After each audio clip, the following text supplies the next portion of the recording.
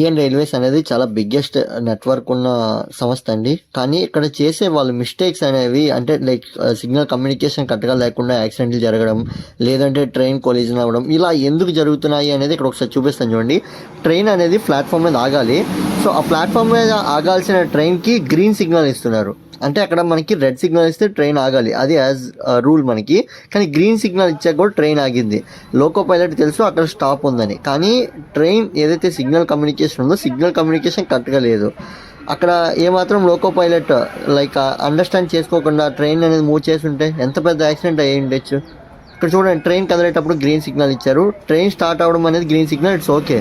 But train ఆగేటప్పుడు red signal ఎందుకు communication miss అవుతున్నారు? ఇండియన్ రైల్వేస్ ఇలా ఆల్రెడీ మనకు తెలుసు, కోరమండల్ యాక్సిడెంట్ కానీ లేదంటే బాతువా దగ్గర జరిగిన యాక్సిడెంట్ కానీ ఇలా చాలా యాక్సిడెంట్స్ జరుగుతున్నాయి. ఇయర్లీ 40 యాక్సిడెంట్స్ అయితే జరుగుతున్నాయి యావరేజ్గా. ఇక్కడ మనం చూసుకుంటే సిగ్నల్ కమ్యూనికేషన్ మిస్ అవడం వల్లే సగం పైన యాక్సిడెంట్ జరుగుతున్నాయి.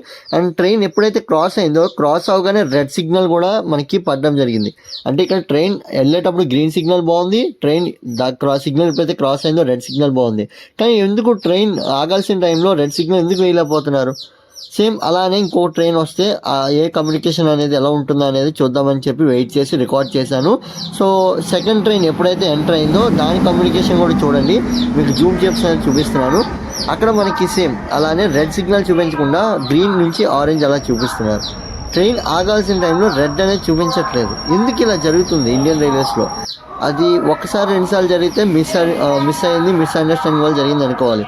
కానీ ప్రతిసారి అలా జరిగితే ఓకే, 2 ట్రైన్స్ వచ్చాయి, సేమ్ అలానే జరిగింది. ఇప్పుడు థర్డ్ ట్రైన్ వచ్చింది, థర్డ్ ట్రైన్ కూడా సేమ్ అదే సిచ్యువేషన్ అండి. ప్లాట్ఫామ్ మీద ఆగాల్సిన ట్రైన్కి గ్రీన్ సిగ్నల్ చూపిస్తున్నారు, రెడ్ పడకుండా. ఇలా జరిగితే ట్రైన్ యాక్సిడెంట్ ఎందుకు జరగవు? ఇండియన్ రైల్వేస్ అనేది చాలా సిగ్నల్ కమ్యూనికేషన్ అనేది చాలా మార్చాల్సి ఉంటుంది, అడ్వాన్స్ చేయాల్సి ఉంటుంది.